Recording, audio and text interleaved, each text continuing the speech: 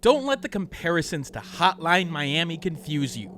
Katana Zero, which released on the PC and the Nintendo Switch on April 18, 2019 for $14.99, has its own spin on the quick-to-retry gameplay formula, even if it uses a classic mechanic in bullet time.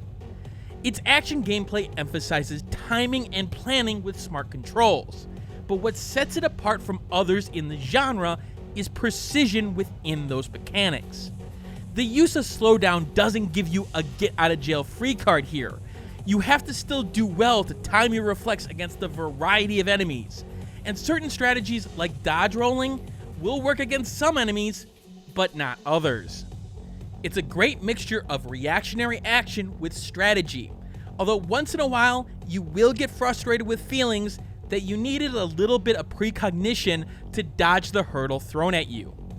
In addition, level design does have some repetition here that you'll notice in the middle third of the game, but uses that aforementioned enemy variety along with boss encounters to spice the game up, as it never really feels like the same situation throughout the 4-hour main campaign. I have to appreciate the layers of simple gameplay design here.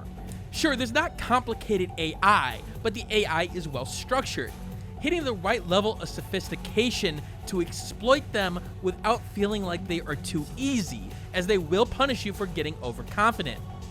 But Katana Zero also stands reasonably by itself in the pseudo-puzzle element. Yes, action gamers can force their way through sections through sheer prediction and reaction time, but the game still allows puzzle-type gamers to succeed well in strategy-type moves. Not many games pull off this tightrope walk, but Katana Zero does, and well, it does it fantastically. The biggest complaint that you could throw at the game is that its 4-hour main campaign seems to be short on the surface, but its levels are designed for replayability, and there are branching dialogue trees and paths of sorts, allowing you to play different play styles, like the ability to get through a section undetected via stealth. There also seems to be more content coming if the end game is any indication.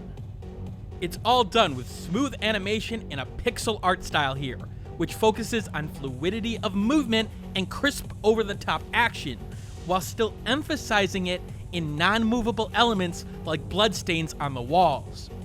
The use of color is smartly done, with neon hues to emphasize key points in the environment, but it's never too distracting so that you can't see the small details, like the roulette wheel of a roulette table, or the fact that you're unsure if our samurai is wearing a kimono or a bathrobe. The music is perfect for the game, which is surprising because the time slow mechanic stopping and starting things could have really messed with the rhythm, but didn't. Sound design is on point as well, giving you necessary feedback for reflected bullets and downed enemies, and I really felt the difference when turning it off for testing, as the impact of moves felt reasonably affected.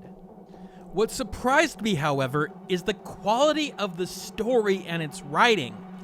Following the main samurai dealing with psychological trauma, flashbacks of his past, and how drugs can be a lifeline for certain people, the writing here is simple to follow but fascinating, having depth in its layers that it pulls back regarding the history of this world. The ability to react to the story by interrupting characters helps draw you in, and the connection with the small little girl in the apartment next door is fantastic. Sure, it may be cliche in some ways, but in all the right ways.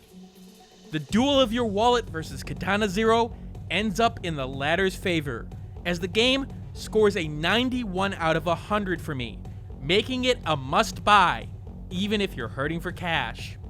On top of that, there's of course my enhancer system for the channel, which takes the more subjective elements of games and tries to fit the game to you and your particular needs. So follow the on-screen instructions to find out where the game ultimately rests for you. If you want more detail into the game, check out the Steam review in the description below and the indie investigation stream listed here. Anyway, this is Dragnix signing out, and as always, keep on gaming.